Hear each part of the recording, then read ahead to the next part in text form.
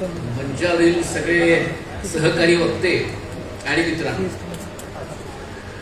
Comrade Sharad Patil जेव्हा CPM या पक्षात होते तेव्हा 1975 मध्ये आणीबाणीच्या कालखंडात त्यांनी मार्क्सवादी राजकारणाला काही सांगू पाहणारे लेख लिहिले. त्या लेखांचा संग्रह नंतर नव्या धोरणासाठी संघर्ष या नावानं 1980 साली प्रसिद्ध झाला. त्या 1975 मध्ये म्हणजे आणीबाणीच्या वेळेला सगळे कम्युनिस्ट पक्ष वेगवेगळ्या वैचारिक भूमिकेत होते. जेपीचं आंदोलन याला भारतीय कम्युनिस्ट पक्षाने आक्षेप घेतला होता. सीपीएम त्याच्या बरोबर होत. मागोवा गट, श्रमोदय यांची वेगवेगळी अशी म्हणणं कथनं होती.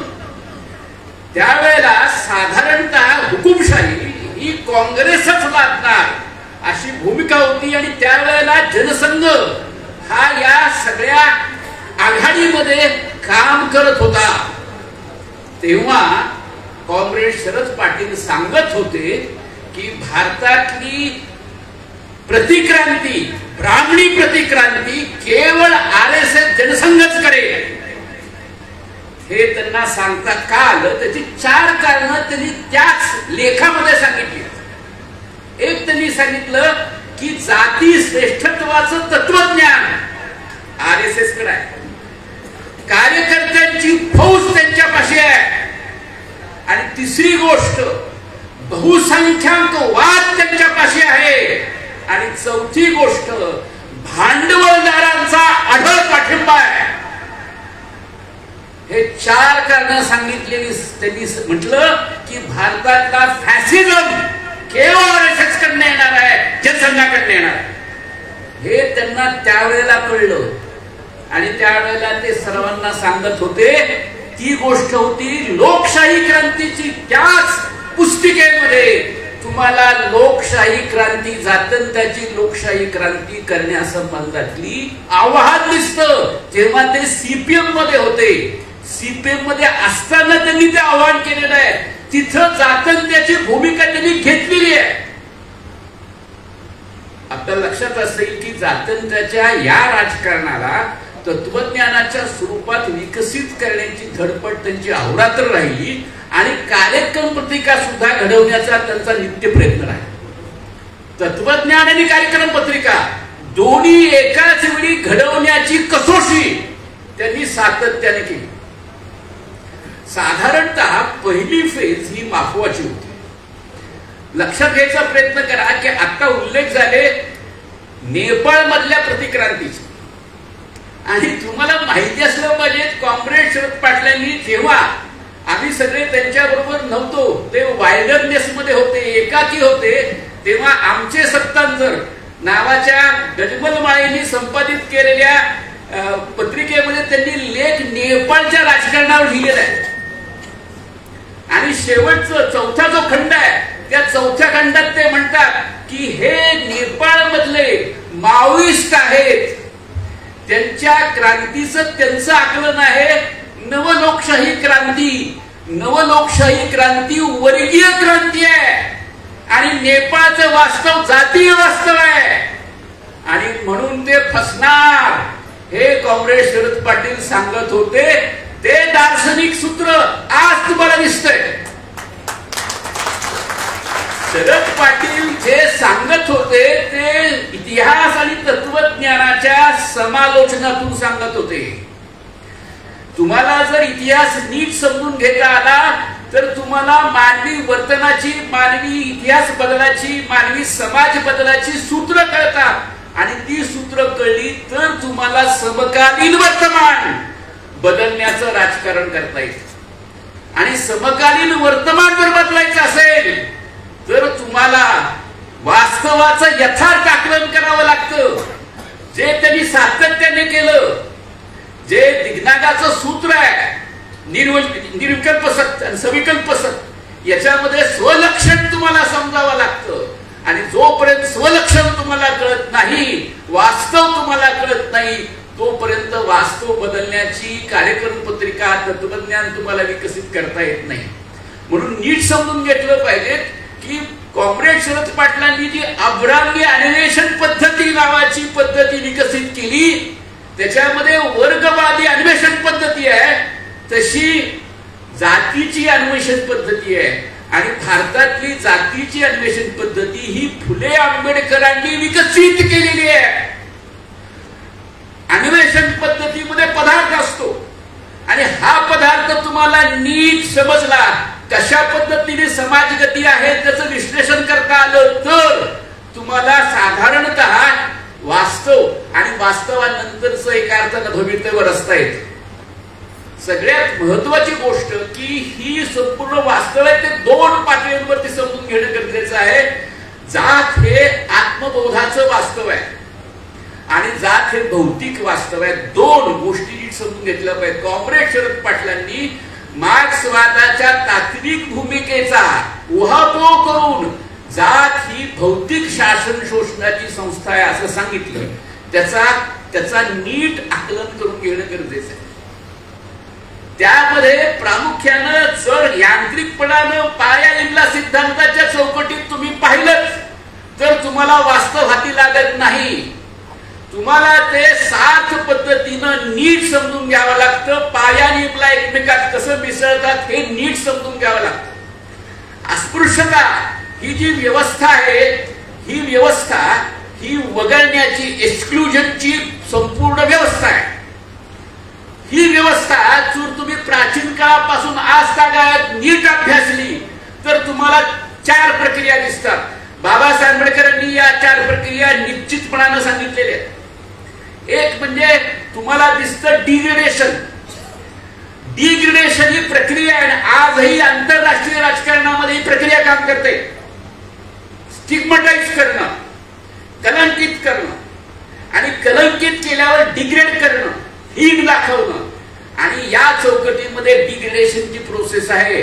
अस्पृश्यता असो, शूद्रत्व असो, स्त्रीत्व असो, डिग्रेडेशन करून सामाजिक उतरंडळ चली जाते. दुसरी प्रोसेस आहे ती मार्जिनलायझेशनची, म्हणजे सगळ्या प्रकारच्या साधन स्रोतांपासून त्यांना दूर ढकललं जातं. अस्पृश्यता ही भौतिक शासन शोषणाची व्यवस्था असल्या कारणानं संपत्तीवरचा अधिकार, जमिनीवरचा अधिकार, पाण्यावरचा अधिकार, नैसर्गिक स्रोतांवरचा अधिकार नाकारला गेला, बदलले गेले. तिसरी गोष्ट तुम्हाला समजली पाहिजे, डेस्टिट्यूशन, म्हणजे पूर्णतः तुम्ही कुठल्याही पातळीवरती स्वतःपाशी काही राखता कामा नये. डेस्टिट्यूट म्हणजे काहीच इन्स्टिट्यूट नसणं, डेस्टिट्यूट असणं. हे डेस्टिट्यूशन जे आहे ह्याशिवाय शोषण शक्य नाही. तुम्ही अवलंबित झाल्याशिवाय तुमचं शोषण शक्य नाही. आणि त्यामुळे डिस्पोझेशन, अशा वेगवेगळ्या प्रक्रिया या अस्पृश्यतेच्या संस्थात्मक निर्माणामध्ये काम करतात. याला वैचारिक, आर्थिक असा एकवट असा आकृतीबंध आहे. आणि त्यामुळं जातीला समजून देण्यासाठीची जी कॅटेगरी बाबासाहेबांनी, फुल्यांनी विकसित केली, त्याच्यामध्ये महत्वाचा मुद्दा आहे तो उत्पादनाची पद्धत म्हणून आणि वितरणाची पद्धत म्हणून. विशेष करून आत्ताच्या कालखंडात भांडवली उत्पादन पद्धतीच्या ऐन संधीमध्ये जाती व्यवस्था वितरण जे आहे ते महत्वाचं आहे. म्हणजे शोषण जे आहे ते जाती व्यवस्था शोषणाच्या चौकटीत म्हणजे वितरण प्रणालीच्या बाबतीत आहे.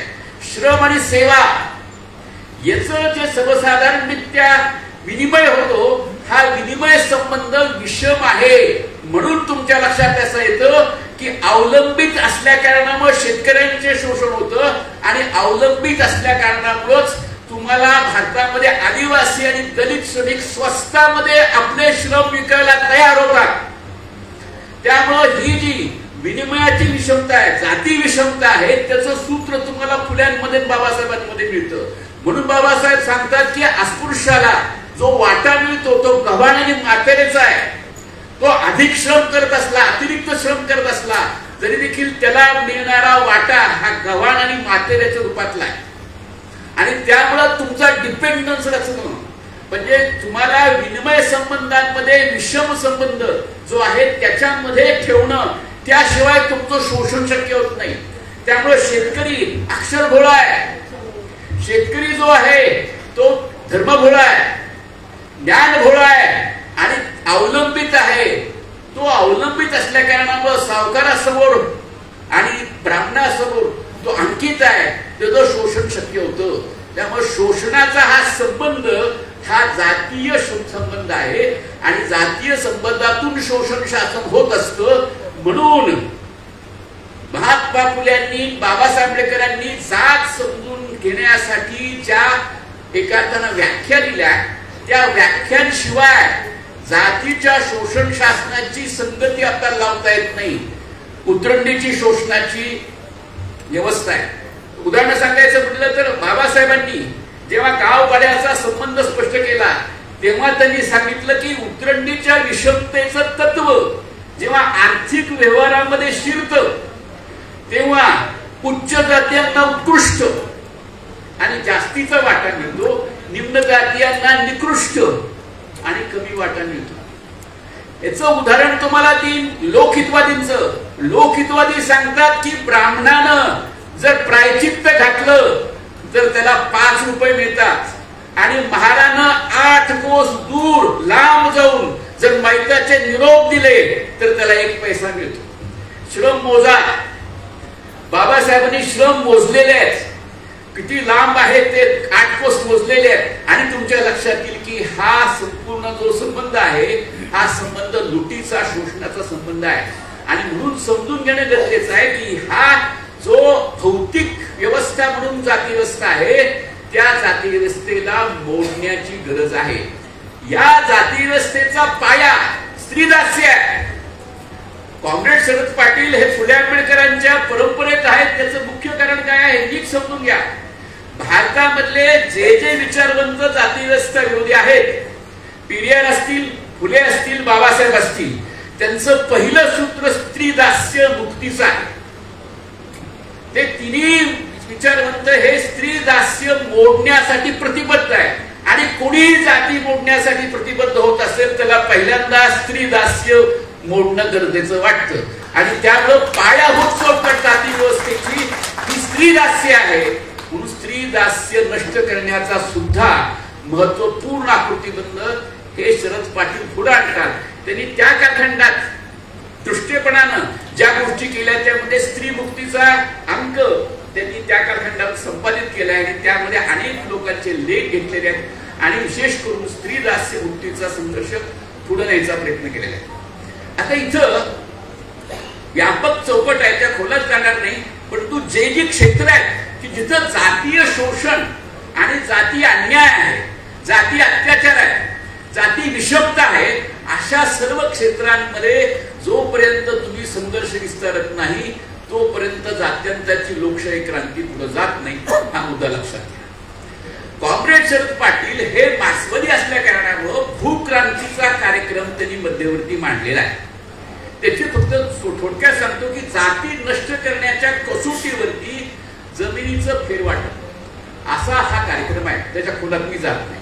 दुसरा एक महत्वाचा मुद्दा जो कॉम्रेड शरद पाटलांनी पुढे आणलाय तो आहे प्रबोधनाचा. प्रचलित कम्युनिस्ट पक्षाच्या अनेक लोकांनी प्रबोधन हा विषय दुय्यम आणि एका अर्थानं फटकावून देण्याजोगा मानला. परंतु प्रबोधन काय असतं याच्याबद्दल कॉम्रेड शरद पाटलांनी जे ठिकठिकाणी लिहिलंय त्याचा साक्षीती कुठेही लोकांनी आढावा घेतलेला नाही, समजून घ्यायचा प्रयत्न केलेला नाही. उदाहरण सांगायचं म्हटलं तर बाबासाहेब काय म्हणतायत प्रबोधन म्हणजे हे कॉम्रेड शरद पाटील कॅप्सुलाइज्ड म्हणजे सूक्ष्मतर पद्धतीने पकडतात आणि ते सांगतात की प्रामुख्याने मनाचा बदल आणि आत्मस्थितीतला आत्मबोधाचा बदल हे प्रबोधन आहे. हे आंबेडकरांच्या लेखनामधून बरोबर उचलणं आणि सांगणं. बुद्धाकडनं बुद्ध असं सांगतो की जसे वस्त्र एका अर्थानं खराब झालं, एका अर्थानं त्याला घाण झाली तर ते स्वच्छ करतात, धुवून स्वच्छ करतात, तसं मन निर्मल केलं पाहिजे, स्वच्छ केलं पाहिजे. मन स्वच्छ करणं, निर्मळ करणं ह्या अशा बारीक बारीक गोष्टी घेऊन ते प्रबोधन नावाचं एक व्यापक आकृतीबंध उभं करतात. जाती व्यवस्था मोडणं यासाठी प्रबोधन म्हणजे काय हे समजून घ्यायचं असेल तर यासाठी आपल्याला एक महत्वाचा मुद्दा बाबासाहेब आंबेडकरांनी जो त्यांच्या वॉर्निंग टोन टचेबल मध्ये सांगितलं त्याच्या आधारानं समजून घेता येईल. वॉर्निंग टोन टचेबल हे बाबासाहेबांचं छोटस असं टिपण आहे. आपण जेव्हा बाबासाहेबांच्या तत्वज्ञानाची संगती लावतो तेव्हा कधीही आपण त्या टिपणाचा विचार करत नाही. अँग्लिश शब्द कास्टला आपण महत्व देतो किंवा अन्य काही टेक्स्टला महत्व देतो, पण ते अत्यंत महत्वाचं तात्विक विधान करणारं टेक्स्ट आहे, छोटं टेक्स्ट आहे. त्यात ते जाती व्यवस्था नष्ट करण्याचा ज्याला म्हणता येईल तसा तर्कक्रम सांगतात. एक तर्कक्रम काय आहे? जाती व्यवस्था नष्ट करण्याचा एक तर्कक्रम असा आहे की जर भांडवली उद्योग, औद्योगिक एका अर्थानं उद्योग वाढले भारतामध्ये, तर उद्योग वाढल्या कारणामुळं पारंपरिक जाती व्यवस्थेचा जो श्रमसंबंध आहे तो नष्ट होईल, जाती नष्ट होतील. हे पारंपरिक मार्क्सवाद्यांनी रचलेलं तर्कक्रम. दुसरा तर्कक्रम आहे तो कांटकडनं आलेला. कांटनं जे सर्वसाधारणरित्या एनलाइटमेंट नावाचा जे प्रबंध लिहिला त्या प्रबंधामध्ये किंवा त्या लेखामध्ये, छोटासा वर्तमानपत्राचा लेख आहे, त्या लेखामध्ये प्रामुख्यानं जसं तुम्ही विवेकाचा विकास कराल तसं तसं तुम्ही प्रामुख्यानं अंधश्रद्धेतून दूर नष्ट व्हाल. अंधश्रद्धा तुमची कधी नष्ट होईल? जेव्हा विवेकाचा विकास होईल. साधारणतः असं गृहीत धरलं गेलं युरोपमध्ये आणि भारतामध्ये की जर शिक्षणाचा विकास झाला, प्रामुख्यानं विवेक, तर्क ज्याला विवेक म्हटला जातो, विवेकाचा प्रसार झाला, तर समाज अंधश्रद्धा सोडेल. आणि जाती व्यवस्था ही अंधश्रद्धाच आहे. त्यामुळं जर तर्काचा विकास झाला तर अंधश्रद्धा नष्ट होईल. त्यामुळे विवेकाच्या विकासातून जाती नष्ट होतील. बाबासाहेब असं म्हणतात, असं झालेलं नाही. ते सांगतात की ब्राह्मण शिक्षित आहे, केवळ ब्राह्मण शिक्षित आहेत असं नव्हे तर त्यांच्या स्त्रियाही शिक्षित आहेत, मुलंही शिक्षित आहेत. पण म्हणून ते अस्पृश्यता सोडून देतात का? ते का सोडत नाही? तिचं सगळ्यात महत्वाचा मुद्दा उपस्थित केलाय तो हितसंबंधाचा. हा जो हितसंबंध आहे, हा हितसंबंध ते सांगतात की काय दोन गोष्टी आहेत त्याच्यात. एक म्हणजे काय की त्यापासून जर स्वस्त मजूर मिळत असतील तर कोण कशासाठी जात मोडेल? त्यानं जो मुद्दा उपस्थित केला की कशाला जात मोडतील लोक, तर माझा फायदा असेल आणि माझा हितसंबंध असेल तर जाती व्यवस्था मला प्रिय आहे. दुसरा मुद्दा सांगितलाय की जात मला श्रेष्ठता देते, कारण नसताना माझ्याकडनं कोणतंही कर्तृत्व न होता केवळ अस्पृश्य आहेत यामुळं जर मला श्रेष्ठता मिळत असेल तर मी जात का मोडेल? जात म्हणण्याचं मला कारण राहत नाही. त्यामुळं जातीचा हितसंबंध आत्मबोधाच्या चौकटीत येतो. आणि हा आत्मबोध आहे. त्या आत्मबोधाचा आकृतीबंध तुम्हाला साधारणतः तुम्ही अगदी मध्ययुगीन कालखंडामध्ये, आधुनिक कालखंडात जेव्हा जातीची ओळख बाळगता, जातीचं अस्तित्व जेव्हा घेऊन तुम्ही स्वतःची ओळख बांधता किंवा त्यामुळे स्वतःचा पर्पज उभा करता, जात ओळखीशिवाय तुम्हाला पर्पज येत नाही.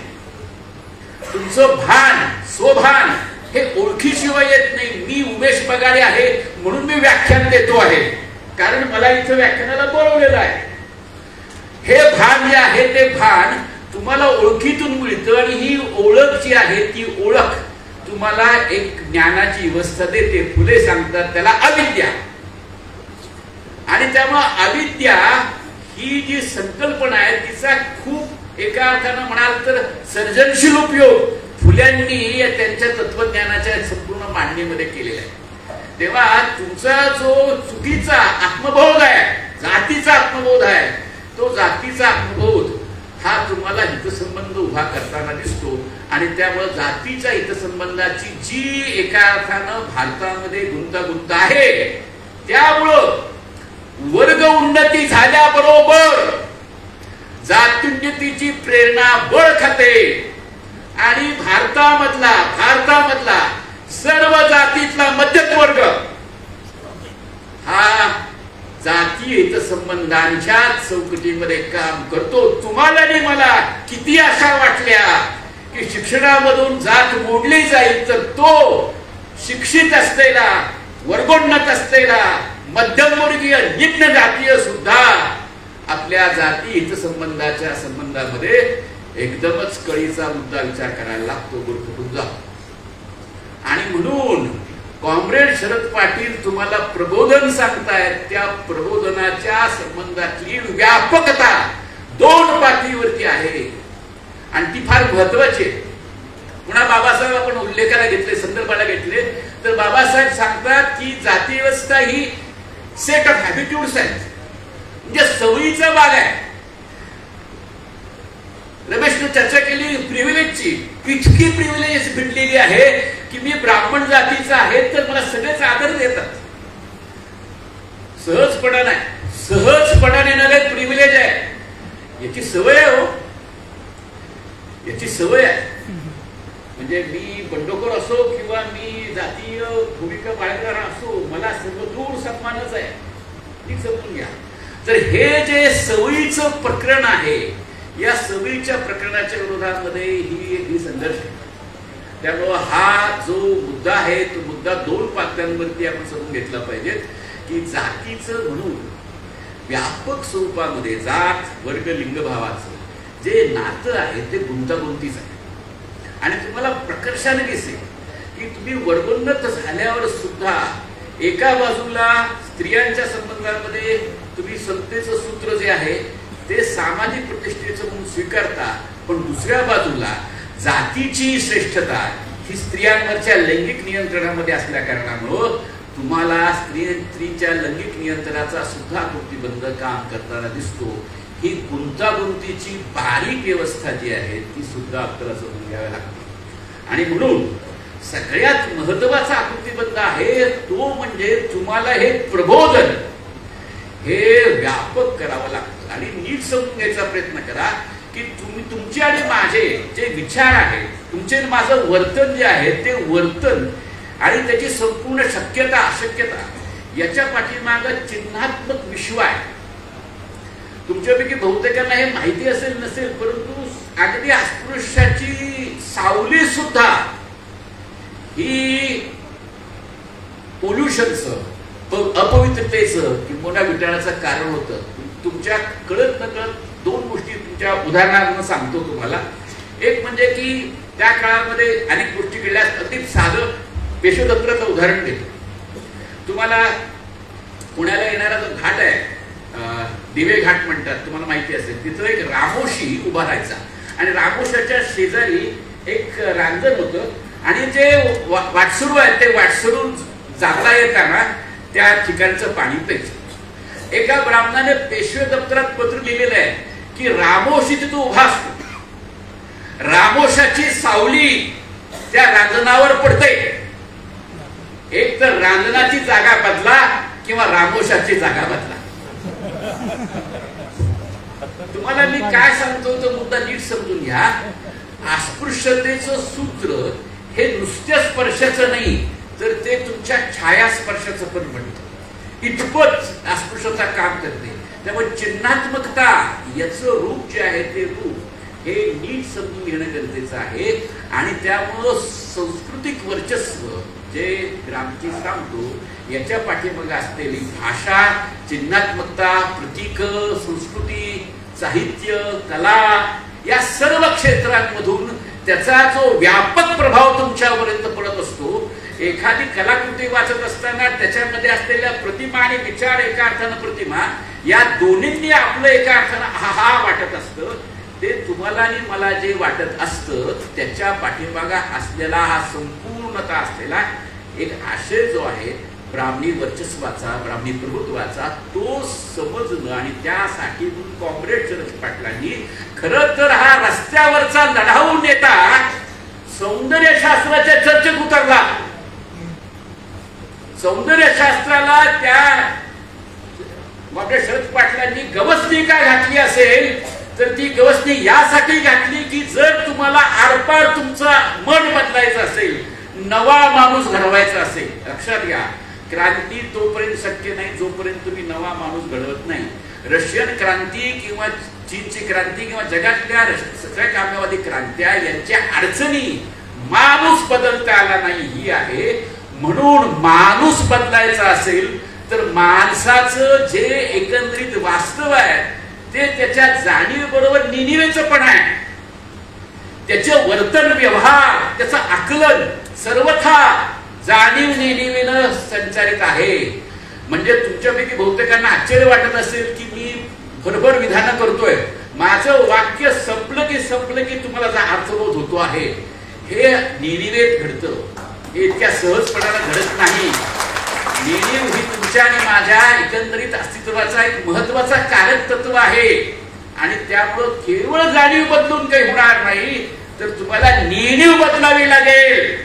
म्हणून कॉम्रेड शरद पाटलांनी सौत्रांतिक विज्ञानवादापर्यंत एका अर्थानं पल्ला मारलेला आहे, मुसाफिरी केलेली आहे, तिथपर्यंत जायचा प्रयत्न केलेला आहे आणि त्याच्या आधारावरती ते आदिवासीचे लढे लढतायत. पण आदिवासींचे लढे लढत असताना दलित आदिवासी ग्रामीण साहित्य संमेलन आणि त्याचं तत्वज्ञान सिद्ध करण्यासाठी धडपड करतायत. ते का करतायत? कारण जात्यंताचा क्रांतीचा प्रकल्प हा सौंदर्यशास्त्राच्या उभारणीशिवाय पुढे जाऊ शकत नाही. तुमच्या निनिवेचं यथार्थ आकलन केल्याशिवाय आणि निनिव बदलण्याचा व्यापक क्रम उभारल्याशिवाय. लक्षात घ्या, सगळे विचारवंत, आता ग्रामची सुद्धा जेव्हा कॉमन सेन्सची कल्पना मांडतो तेव्हा तो निनिवेविषयीच बोलतो आणि त्यामुळे निनिव बदलण्याचा एक व्यापक उपक्रम आपल्यापाशी असला पाहिजे हे कॉम्रेड शरद पाटील सांगतात.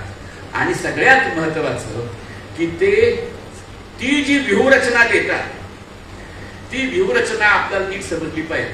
त्याच मी तुम्हाला उल्लेख केलेल्या 1980च्याच ग्रंथात ते आपल्या सर्व कम्युनिस्टांना, सर्व एका अर्थानं आंबेडकरवाद्यांना, सर्व समाजवाद्यांना, सर्व बदल इच्छुक सगळ्या पुरोगाम्यांना एक सांगतात की तुम्ही आघाडी केली पाहिजे. तुम्हाला शत्रूशी झुंज द्यायची असेल, RSS आणि भाजप सारख्या शत्रूशी झुंज द्यायची असेल तर तुम्हाला व्यापक आघाडीची गरज आहे. तुम्हाला व्यापक मैत्रीची गरज आहे आणि मैत्रीच्या राजकारणाचे आपण गुंफलेच पाहिजेत. त्यात एक जी मैत्री आहे ती म्हणजे ते म्हणतात की व्यूहरचनात्मक मैत्री आहे, दीर्घकालीन मैत्री आहे. आणि मला असं वाटतं की सर्व डावे, सर्व आंबेडकरवादी, सर्व जाती व्यवस्था विरोधी आणि वर्ग व्यवस्था विरोधी आणि पुरुषसत्ता विरोधी हे एका व्यूहरचनात्मक ऐक्यामध्ये, मैत्रीमध्ये एकत्र आले पाहिजेत. दुसरी मैत्री जी आहे ती मैत्री एका अर्थानं जे भांडवलशाहीच्या विरोधात नाहीये, जाती व्यवस्थेच्या विरोधात नाहीयेत किंवा पुरुषसत्तेच्या विरोधात नाहीयेत, पण संघ भाजपच्या विरोधात आहे. त्यांच्याबरोबर सुद्धा तुम्हाला मैत्री करावी लागेल. ती मैत्री जी आहे ती मैत्री प्रामुख्याने एका प्रकारची आहे. ती कोणती मैत्री आहे तर ही आहे कार्यक्रमात्मक मैत्री. समान कार्यक्रमांची की हे करू ते करू अशी समान कार्यक्रमांची मैत्री आहे. हे ते सांगतायत. कधी सांगतायत ते? 1975 मध्ये सांगतायत. मी तुम्हाला आत्ताच सांगत नाहीये, तुम्हाला मी 1975 मध्ये काय सांगतात ते सांगतो. आणि तिसरी मैत्री आहे ती आहे तटस्थतेसाठी मैत्री. कशासाठी मैत्री? दोन जमातवादी सत्ता असतील, दोन जमातवादी शत्रू असतील तर तुम्हाला तटस्थतेसाठी मैत्री करता येणं शक्य आहे. तुम्ही तटस्थतेसाठी मैत्री केली पाहिजे. कॉम्रेड शरद पाटील आपल्याला क्रांतीचा, स्वातंत्र्याच्या लोकशाही क्रांतीचा आकृती देतात. दोन पात्यांवरती तो आहे. तो म्हणजे तत्वज्ञान म्हणून आहे. तत्वज्ञान म्हणून ते का धडपड करतात. आणि अनेक वेळा लोकांना असं वाटतं, अनेक मित्रांना, विशेषतः कम्युनिस्ट मित्रांना असं वाटतं की फार कठोर टीका करतात. या कठोर टीकेचं जे काय अर्थानं म्हणाल ते वास्तविक जे तुम्हाला परिणाम आहे तो परिणाम घ्यायचा नाही का? साधी गोष्ट आहे. म्हणजे कॉम्रेड शरद पाटलांनी स्त्री सत्ता शोधायला का गेले ते एवढे कष्ट उपसले, तुम्हाला सोपे वाटतात तो भाग नाहीये. म्हणजे तुम्हाला हे माहिती नाही की कॉम्रेड शरद पाटील बडोद्यात राहिले. संस्कृत शिकणं मी प्रयत्न केलाय. मी मी लगेचच हकललं गेलेलो आहे, मी लगेच मान्य केलंय, चला भाऊ आता आपल्याला काही शिकायची गरज नाहीये, कारण आपल्याला कोणी शिकवतच नाहीये. शिकवणार नाही हे माहिती असतंच तुम्हाला, कोणत्या ना कोणत्या पातळीवरती लाथा बसताच तुम्हाला. मी लाथ बसल्यावरती बाजूला सरलो. पण कॉम्रेड शरद पाटलांनी चिकाटीनं संस्कृत शिकले, नुसतं संस्कृत शिकले नाही तर संस्कृत व्याकरणावरती त्यांनी आपला एका अर्थानं ताबा मिळवला. संस्कृत लक्षात घ्या, दोन गोष्टी समजून घ्या. आजही मराठीच्या अभ्यासामध्ये तांत्रिकता म्हणजे प्रूफ रिडिंग असेल किंवा संपादन असेल, त्यात ब्राह्मण संपादक जास्त आहे. तुम्हाला सगळ्यांना मी सांगायची गरज नाही, सगळ्यांनाच माहिती आहे. व्याकरणावरचा ताबा हा त्यांची एका अर्थाने शिरुरी आहे. त्या संस्कृत व्याकरणाच्या क्षेत्रामध्ये जाऊन एका अर्थानं झुंज देणं आणि ते व्याकरण काबीज करून शब्दांचे अर्थ नित्य नसतात आणि बदलत्या संदर्भामध्ये जाणीव-नेणीवेचं एका अर्थानं जे प्रमाणशास्त्र आहे त्या प्रमाणशास्त्राच्या आधारावरती त्या अर्थांना नीट उकलणं आणि मग इतिहासाची संगती लावणं का केलं त्यांनी? साधं कारण आहे, सरळ कारण आहे. बरं का, कम्युनिस्टांना हे नक्कीच कळलं पाहिजे. म्हणजे होली फॅमिलीमध्ये जी संगती इंडस मार्क्स लावलेली आहे त्यात साधं सूत्र होतं की कधी वर्ग येतात जेव्हा प्राथमिक जो साम्यवाद आहे त्या प्राथमिक साम्यवादाची स्थिती बदलते. कधी बदलते? उत्पादन वाढ होते तेव्हा. जेव्हा माणूस उत्पादन करू लागतो, वर्कर करायला लागतो, तेव्हा ही जी प्राथमिक साम्यवादाची स्थिती ती नष्ट होते आणि वर्ग निष्पन्न होतात. खाजगी मालमत्ता येते आणि खाजगी मालमत्ता वर्गाचं आणि खाजगी मालमत्ता हेच राज्यसत्तेच्या उदयाचं कारण आहे मार्क्सवादाच्या चौकटीत. कॉम्रेड शरद पाटील असं म्हणत आहेत की त्याच्यामुळंच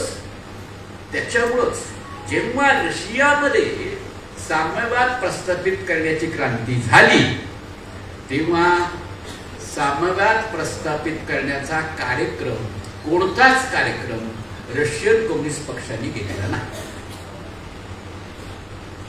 कारण का? जर खाजगी मालमत्ता वर्ग संस्थेच्या उदयाचं कारण असेल तर तुम्ही खाजगी मालमत्तेचा विनाश केला, खाजगी मालमत्ता सर्वांची बनवली, खाजगी मालमत्ता सामाजिक केली, तर खाजगी मालमत्तेच्या सामाजिकरणाबरोबरती साम्यवाद आला.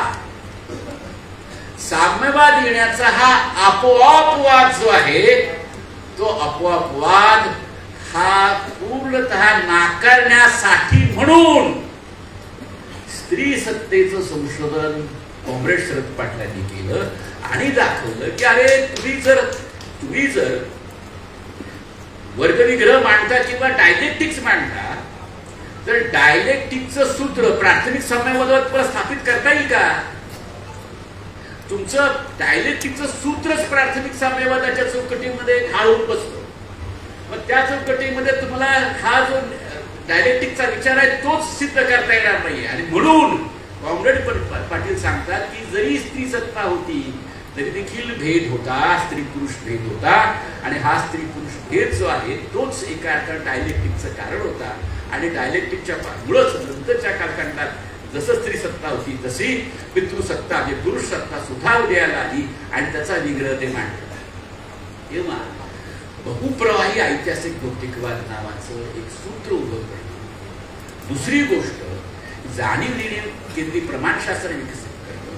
ब्राह्मणी अब्राह्मणी, आता हे ब्राह्मणी अब्राह्मणी हा जो तत्वव्यूह आहे ना, हा तत्वव्यूह नीट समजून घ्या. हा तत्वव्यूह जो आहे ना, हा तत्वव्यूह काही प्रमाणात आपला नीट समजला पाहिजे.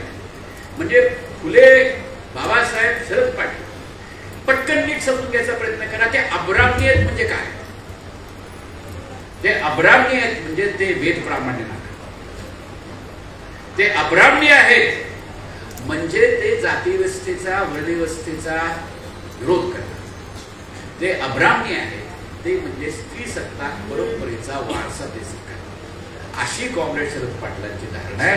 आणि त्या चौकटीमध्ये भारतीय एकंदरीतच इतिहासाचं, समाज वास्तवाचं आणि सामाजिक प्रक्रियांचं, संस्कृती प्रक्रियांचा आकलन करून घ्यायचा त्याचा एक सर्वसाधारण आग्रह आहे.